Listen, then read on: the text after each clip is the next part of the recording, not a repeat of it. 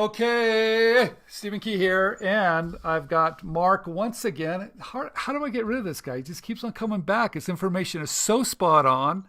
He knows what he's talking about. That's why I'm going to keep having him on the show. Mark, thank you. Venture capitalist Marc Portney. He's brought hundreds of products to market. I guarantee that you have at least one item in your house that I was responsible for. The second he's convinced of a product, he'll invest.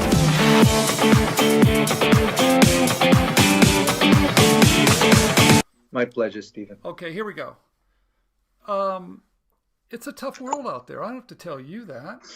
Mm-hmm. You know the competition's coming. When you get a hit, the competition's going to be there sooner or later, right? Yes? No? Of course.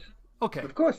All right, so do I flip out about it? Do I freak out about it? What do you do about the competition? Because you're in the fight. I mean, you can call it a knockoff. You can call it an infringer. You can call it a copycat. I don't care what you call it. I call it competition. Well, Stephen, that's it's really parallel development if you want to make it fancy. So we call it, that's what some people are experts in parallel development, right, which are knockoff artists, which are asswipes. Okay. So, but I figured I'd clean up my act just for a moment, but it doesn't really work for me. So I love the fact that you never tell me what we're going to talk about. That's what I do love, because you like to try to sideswipe me, but it'll never work because I've got something to say about it. I'm trying.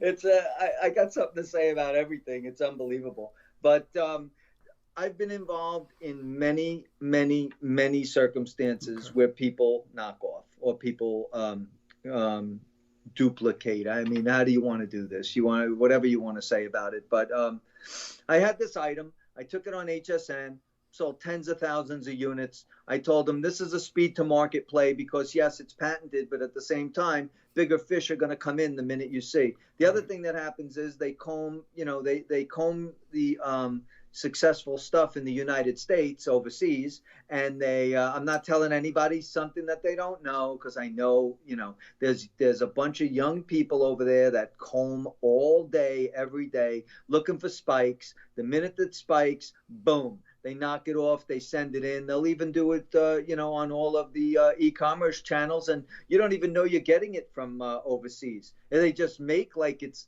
over here, and it's not. But it happens all the time.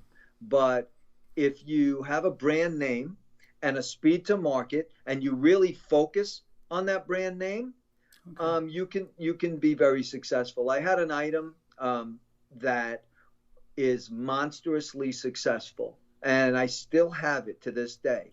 But all of the guys on the seen on TV, they knocked it off, they duplicated it, not one, multiple, and they tried to do it. Yes, it went straight up, it went straight down, but we stayed the course. And now the fact of the matter is they're out of the category, and we stayed the course, and there's a lot of brand registry, and the bottom line is we're still going, and we're still going stronger than ever. So a lot of times, if you persevere and you have the money or the wherewithal or both to go through and just keep riding that horse, a lot of times it'll go away.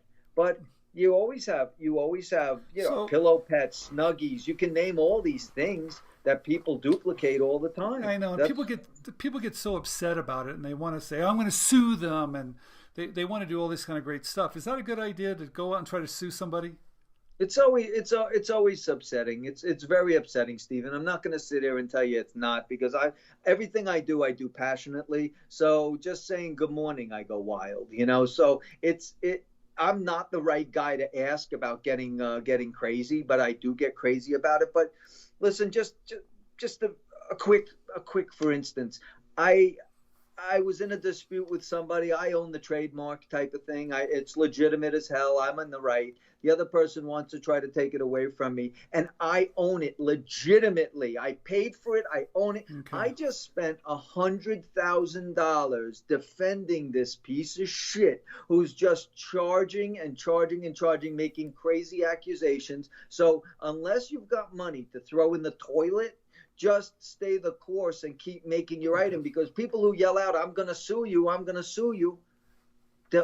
never been sued and have never been in a legal battle, because the only ones that make money are the lawyers. I'm sorry, lawyers. I'm going to tell them they're making a fortune. Everybody else takes it in the bunghole. That's what happens. All right. So let's talk about the trademark. Sometimes I've seen these copycats. Not only will they use your visual, they'll use your marketing material, they'll even use your name. They'll use all of it. How common is that? I mean, it's like whack-a-mole. How do you stop those guys? Do you hire a company like Red Points, or do you go online and you try to take them down, and you just say, hey, look, I'm going to have a better product, better customer service. I'm going to be out there faster. What am I going to do to stop those guys? Well, basically, I mean, you could start off with a cease and desist letter because it's cheap enough. And all the rookies, you'll knock the rookies off. You will. You'll knock the rookies off. But you won't get rid of the professional knockoff guys. Right. But if you just send them a cease and desist, most people will shit their pants and stop doing what they're doing. Right. But the other thing that I have found is we have items that are licensed, okay? Licensed by, let's call, all the major sports teams, okay? They're much bigger and much more powerful than me. So what do? I rat them out to the big boys, and I go, hey, knock the shit out of those guys. Go get them. And they do. And they crush them. And that was also, if I can't beat you up on the playground, I'm going to go get my big brother who fights for the MMA. That's what I'm going to do. So you don't have to be you don't have to be an inventor all by yourself thinking that you're playing Survivor on an island. You can go get people with bigger pockets. You can go get people who have been through it before. And I've been knocked off every which way to Sunday because that's almost, what do they say?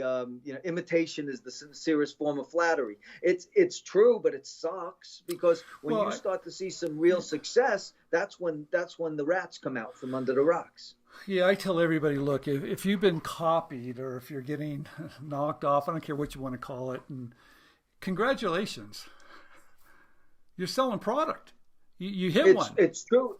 You're worthy of a knockoff. You're worthy of being knocked off. There you go. Which is nice. It is nice, but try telling that to somebody who used their sweat and blood and tears to invent something. No, it's hard the first time it happens to you.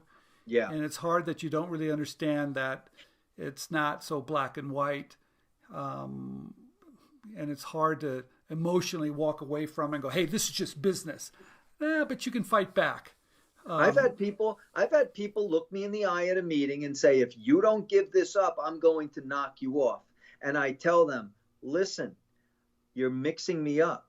I'm not an inventor. I'm an investor. And I have the wherewithal to sue you into tomorrow. So if you want to spend extra money, let's go. Mm-hmm. And 50% of the time it doesn't get there. And then the other 50% of the time you might have a small battle on your hands. But the bottom line is it's ugly out there. It really is ugly out there. But even when you're successful, like everybody out there is dreaming, if my item takes off, it's going to be unbelievable. And it is. I'm not Debbie Downer. I'm not doing any of that shit. I'm telling you, it's amazing out here. But at the same time, if you're going to come up with, hey, look, I'm looking right at him, Teddy Ruxpin. There was all kinds of bullshit back in the day. I'm old enough, okay? And then you had these other bears and it moved the mouth and all that shit. How did that feel, Stephen? How did that feel? Because they knocked you right off. Yeah, no, it's. I look at it this way. I think it's going to happen. It's happened to me. It's going to happen to everybody. It's part of the game. I tell everybody it's really simple. You work so hard and you get this nice, warm apple pie and you think this is yours and that this whole apple pie is all yours. But you realize you're going to have to give a couple slices away. Is that so bad?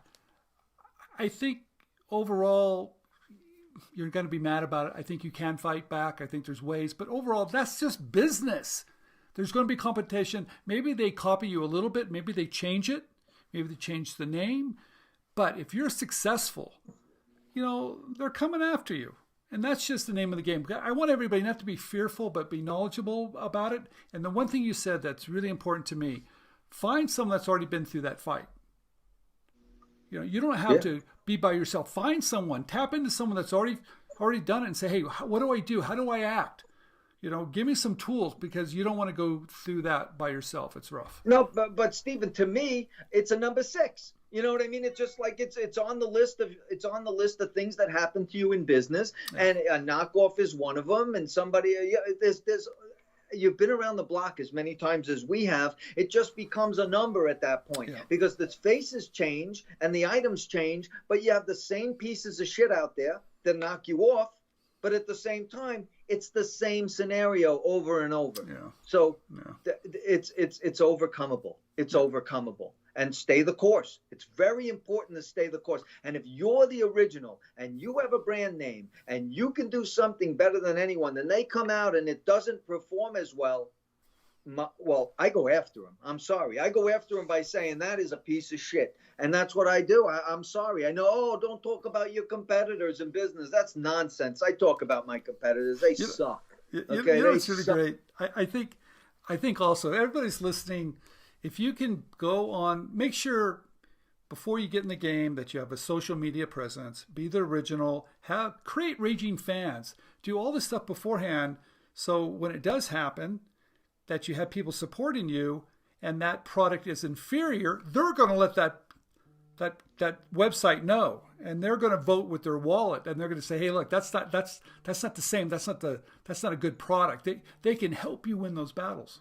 Yeah, but get an influencer. Let an influencer do a test side by side. Here's the original widget. Here's the stupid knockoff that's on the street. Look at this. Oh, this does what it says it's going to do. Oh, look at this. It screws up the whole thing. And have an influencer with 1 million viewers do that. I mean, it's a different world for us, Stephen, now. It's a different world. You and I are driving around on a fucking horse and buggy.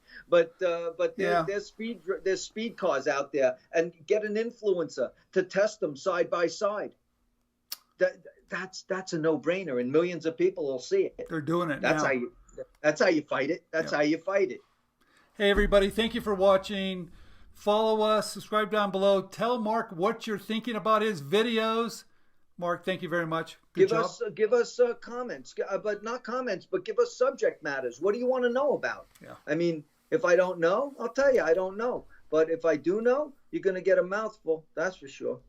Mark, thank you very much for coming on. My pleasure. Thank you, Steve. Till next time. Thanks.